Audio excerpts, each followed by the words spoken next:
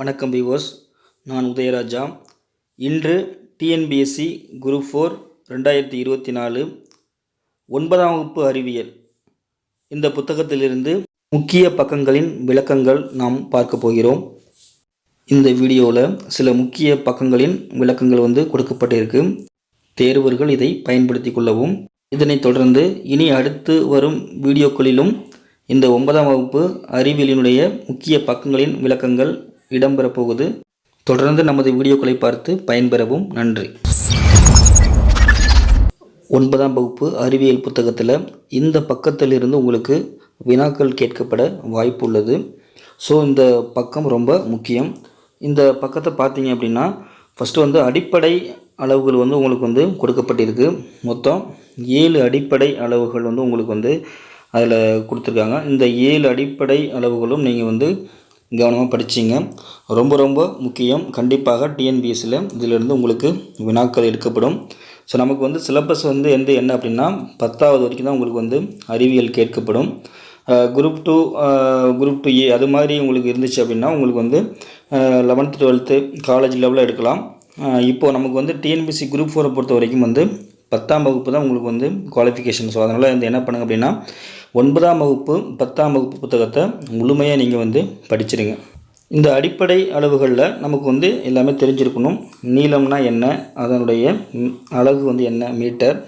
நிறைனா என்ன, அதனுடைய அலகு கிலோகிராம். நான் ஏற்கனவே ஆல்ரெடி வீடியோ போட்டிருக்கோம். ஸோ அதில் இதில் எக்ஸ்பிளைன் பண்ணியிருக்கோம். ஸோ அடுத்து காலம்னா என்ன, சரிங்களா, அதனுடைய அலகு வினாடி. வெப்பநிலைனா என்ன, அதனுடைய அலகு கெல்வின். மின்னூட்டம்னா ஆம்பியர். ஒளிச்செறிவுனா கேண்டிலா. பொருளின் அளவு மோல்.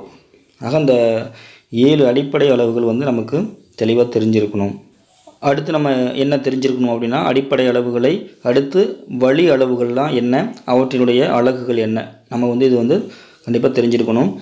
இப்போ பரப்புனா என்ன அப்படின்னு பார்த்திங்க அப்படின்னா அதோடைய வாய்ப்பாடு கொடுத்துருவாங்க, நீளம் இன்ட்டு அகலம். ஸோ அதுதான் நம்ம என்ன சொல்கிறோம் அப்படின்னா பரப்பு அப்படின்னு சொல்கிறோம்.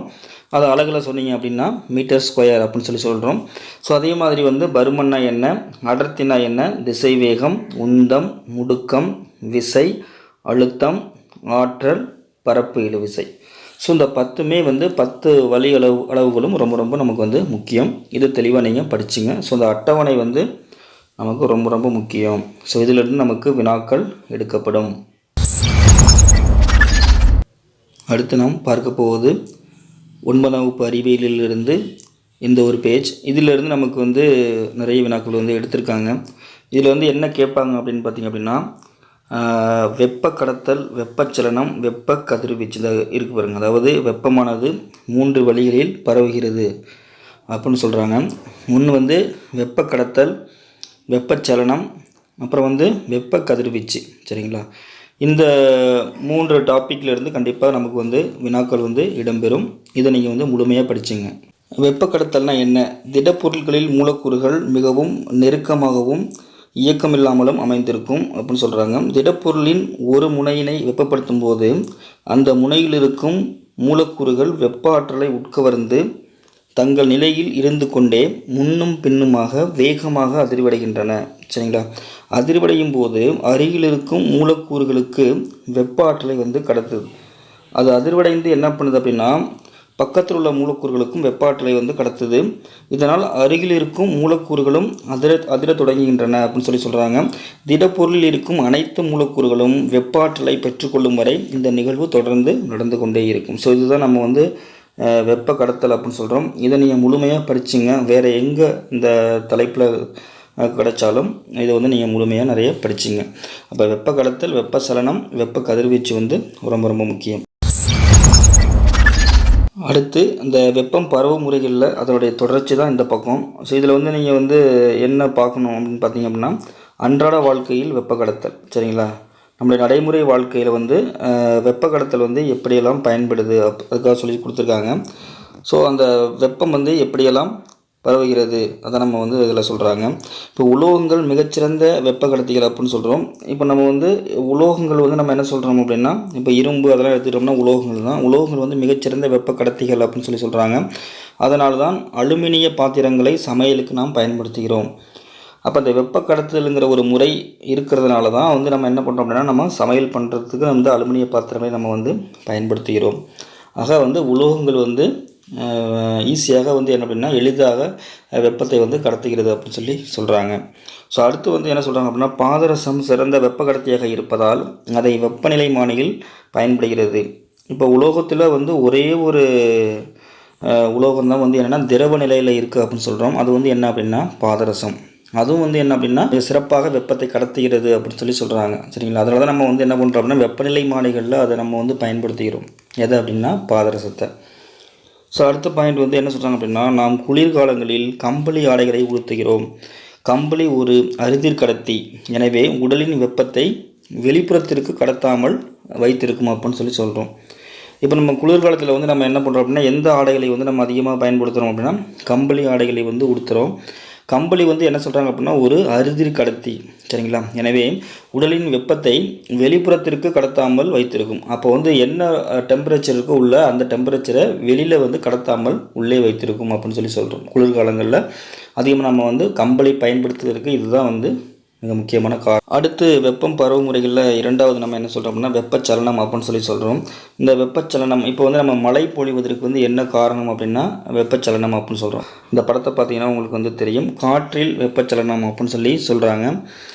மேலும் அடர்த்தி குறைவான வெப்பக்காற்று, மேலே செல்லும் காற்று, கீழே இறங்கும் குளிர்காற்று, இது மாதிரி வந்து என்ன அப்படின்னா ரொட்டேஷன் ஆகிட்டே இருக்கும். சரிங்களா? இது வந்து இந்த ப்ராசஸ் வந்து நடந்துக்கிட்டே இருக்கும். அப்போ காற்றில் வந்து வெப்பச்சலனம். சரிங்களா? இது எப்படி நடக்குதுங்கிறது இந்த பேஜஸில் வந்து தெளிவாக இருக்கும். அப்புறம் அன்றாட வாழ்க்கையில் வெப்பச்சலனம்.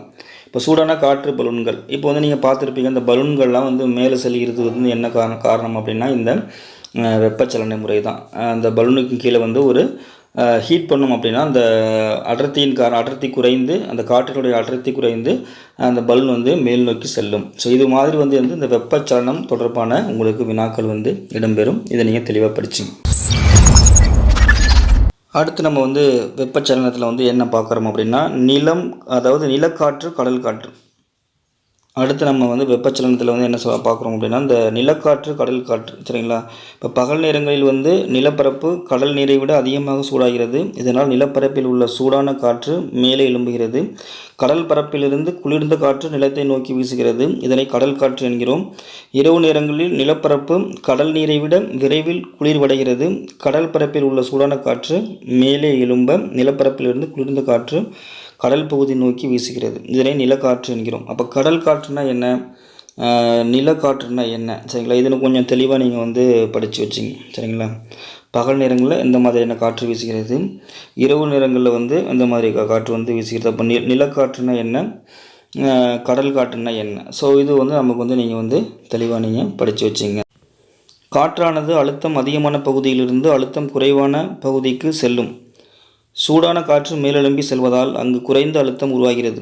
ஆகவே குளிர்ந்த காற்று அதிக அழுத்த பகுதியிலிருந்து குறைந்த அழுத்த பகுதியை நோக்கி நகர்கிறது. இதுவே காற்றோட்டத்தை உருவாக்கிறது. அப்போ அந்த காற்றோட்டம் எப்படி உருவாகிறது, இதற்கு ரொம்ப முக்கியம் வந்து என்ன அப்படின்னா வெப்பச்சலன முறை. ஸோ அடுத்து வந்து என்ன சொல்கிறாங்க அப்படின்னா புகைப்போக்கிகள். இப்போ ஒன்றும் இல்லை, சமையல் அறைகளிலும் தொழிற்சாலைகளிலும் உயரமான புகைப்போக்கிகள் வைப்பதை பார்த்துருப்போம். சூடான காற்று அடர்த்தி குறைவான இருப்பதால் எளிதாக வளிமண்டலத்திற்கு சென்று விடுகிறது. ஸோ அடுத்த பாயிண்ட் வந்து என்ன அப்படின்னா புகைப்போக்கிகள். இப்போ சமையல் அறைகளிலும் தொழிற்சாலைகளிலும் உயரமான புகைப்போக்கிகளை வைத்திருப்பதை பார்த்திருப்பீர்கள் அப்படின்னு சொல்கிறாங்க. அதை நம்ம வந்து பார்த்துருக்கோம். சூடான காற்று அடர்த்தி குறைவாக இருப்பதால் எளிதாக வளிமண்டலத்திற்கு சென்று விடுகிறது. அப்போ சூடான காற்று எப்படி இருக்கும் அப்படின்னா அடர்த்தி குறைவாக இருக்கும். அது வந்து என்ன அப்படின்னா தரைப்பகுதியை அடையாமல் என்ன பண்ணுது அப்படின்னா வளிமண்டலத்தை எளிதாக அடைந்து விடுகிறது அப்படின்னு சொல்லி சொல்கிறாங்க. ஸோ இதெல்லாம் வந்து வெப்பச்சலனத்துக்கு எக்ஸாம்பிளாக வந்து சொல்கிறாங்க. அதாவது இந்த வெப்பம் பரவுமுறை 3 சொல்கிறோம். அதாவது வெப்ப கடத்தல், வெப்பச்சலனம், வெப்ப கதிர்வீசல். இந்த 3க்குமே வந்து ரொம்ப முக்கியமான ஒரு எக்ஸாம்பிள் வந்து உங்களுக்கு கொடுத்துருக்காங்க. உங்களுக்கு தெரியுமா அப்படின்னு சொல்லி ஒன்று கொடுத்துருக்காங்க பாருங்கள் இந்த அட்டவணையில். வெப்பம் பரவுதல் வந்து 3 முறைகள். 1 வந்து வெப்பம் கடத்தல், 2 வந்து வெப்பச்சலனம், 3 வந்து வெப்ப கதிர்வீசல். இந்த 3மே விளக்கும் விதமாக வந்து என்ன பண்ணுறோம் அப்படின்னா இந்த கட்டம் கட்டி கொடுத்துருக்காங்க பாருங்கள். இதை பாருங்கள். விறகு அடுப்பை பயன்படுத்தும் போது வெப்பம் பரவும் 3 வழிகளையும் நாம் பார்க்கலாம். இப்போ விறகினை எரிக்கும் போது ஒரு விறகு வந்து நம்ம எரிக்கும் போது ஒரு முனையில் இருந்து மற்றொரு முனைக்கு வெப்பம் கடத்தல் மூலம் வெப்பம் பரவுகிறது. சரிங்களா? நம்ம என்ன பண்ணுறோம் அப்படின்னா அந்த விறகு எரிகிறது. அப்போ விறகு எரியும் போது வந்து என்ன அப்படின்னா அது முழுவதுமாக எரிவதற்கு வந்து என்ன அப்படின்னா ஒரு முனையிலிருந்து மற்றொரு முனைக்கு வந்து வெப்பம் வந்து கடத்தப்படுகிறது. அதான் சொல்கிறாங்க, ஒரு முனையிலிருந்து ஒரு முனைக்கு வந்து வெப்பம் கடத்தல் மூலம் வெப்பம் பரவுகிறது. இது வெப்ப கடத்தல் முறை. எரியும் விறகின் மேற்பகுதியில் இருக்கும் காற்று வெப்பமாகி மேலெழுந்து செல்வதால் வெப்பச்சலனம் மூலம் வெப்பம் கடத்தப்படுகிறது. இப்போ வந்து நம்ம வந்து அடுப்பு மேலே வந்து ஒரு பாத்திரத்தை வச்சு வந்து அதில் தண்ணி வச்சுருக்கோம் அப்படின்னா அந்த தண்ணி எவ்வாறு சூடாகிறது அப்படின்னு பார்த்தீங்க அப்படின்னா அந்த பக்கத்தில் இருக்க காற்று வந்து வெப்பமடைந்து அது வந்து அந்த பாத்திரத்தில் படும்போது ஆட்டோமேட்டிக்காக வந்து அது வந்து ஹீட் ஆகுது. அப்போ வந்து இது வந்து என்ன முறை அப்படின்னா வெப்பச்சலன முறை. அந்த காற்று வந்து ஹீட் ஆகுறது வந்து வெப்பச்சலன முறை அப்படின்னு சொல்கிறோம். ஸோ மூன்றாவதாக நம்ம வந்து என்ன சொல்கிறாங்க அப்படின்னா வெப்ப கதிர்வீச்சினால் அடுப்பிலிருந்து வரும் வெப்பத்தை நாம் உணர முடிகிறது. நம்ம பக்கத்தில் போய் உட்காந்துருக்கிறோம் அப்படின்னா கண்டிப்பாக வந்து அந்த நம்ம வெப்பத்தை வந்து உணர முடியும். இது நம்ம என்ன சொல்கிறோம் அப்படின்னா வெப்ப கதிர்வீசல் அப்படின்னு சொல்கிறோம். அடுத்து நாம் வந்து என்ன பார்க்க போகிறோம் அப்படின்னா அன்றாட வாழ்க்கையில் வெப்ப கதிர்வீச்சு. இப்போ வெள்ளை நிற ஆடைகள் வந்து சிறந்த வெப்ப பிரதிபலிப்பான்கள் ஆகும். கோடை காலங்களில் அவை நம் உடலை குளிர்ச்சியாக வைத்திருக்கின்றன அப்படின்னு சொல்கிறோம். இப்போ வந்து என்ன அப்படின்னா கோடை காலங்களில் வந்து என்ன அப்படின்னா இந்த வெள்ளை ஆடைகளை உடுப்பதற்கு வந்து என்ன காரணம் அப்படின்னா வெள்ளை நிற ஆடைகள் சிறந்த வெப்ப பிரதிபலிப்பான்கள் ஆகும். கோடை காலங்களில் அவை நம் உடலை குளிர்ச்சியாக வைத்திருக்கிறது அப்படின்னு சொல்லி சொல்கிறோம். ஸோ அடுத்து வந்து சமையல் பாத்திரங்களின் அடிப்பகுதியில் சரிங்களா, அதாவது சமையல் பாத்திரங்களின் அடிப்பகுதியில் கருப்பு நிற வண்ணத்தை பூசியிருப்பார்கள். கருப்பு நிறமானது அதிக கதிர்வீச்சுகளை வந்து உட்கவரும். அப்போ சமையல் பாத்திரங்களோட அடிப்பகுதியில் வந்து கருப்பு நிற வண்ணம் வந்து பூசியிருக்காங்கல்ல, அதுக்கு வந்து என்ன காரணம் அப்படின்னா கருப்பு நிறமானது அதிக கதிர்வீச்சினை வந்து உட்கவரும். ஸோ அதனால் வந்து அதை வந்து பயன்படுத்துகிறோம். ஸோ அடுத்து வந்து என்ன அப்படின்னா விமானத்தினுடைய புறப்பரப்பு மிகவும் பளபளப்பாக இருக்கும். இதனால் சூரியனிலிருந்து விமானத்தின் மீது விழும் கதிர்வீச்சின் பெரும் பகுதியானது பிரதிபலிக்கப்படுகிறது அப்படின்னு சொல்கிறாங்க. அதாவது விமானத்தினுடைய புறப்பரப்பு வந்து எப்படி இருக்கும் அப்படின்னா மிகவும் பளபளப்பாக இருக்கும். இதனால் வந்து என்ன அப்படின்னா சூரியனிலிருந்து விமானத்தின் மீது விழும் கதிர்வீச்சின் மேற்பகுதியானது பிரதிபலிக்கிறது அப்படின்னு சொல்லி சொல்கிறாங்க. அன்றாட வாழ்க்கையில் வந்து வெப்ப கதிர்வீச்சு வந்து நம்ம வந்து எதுக்கெல்லாம் வந்து பயன்படுது அப்படின்னு சொல்லி சொல்கிறாங்க. விழும் கதிர்வீச்சின் பெரும்பகுதியானது பிரதிபலிக்கப்படுகிறது அப்படின்னு சொல்லி முடிச்சிடுறாங்க. ஸோ இது ரொம்ப ரொம்ப முக்கியம். இதனுடைய தொடர்ச்சி அடுத்த வீடியோவில் இடம்பெறும். நன்றி.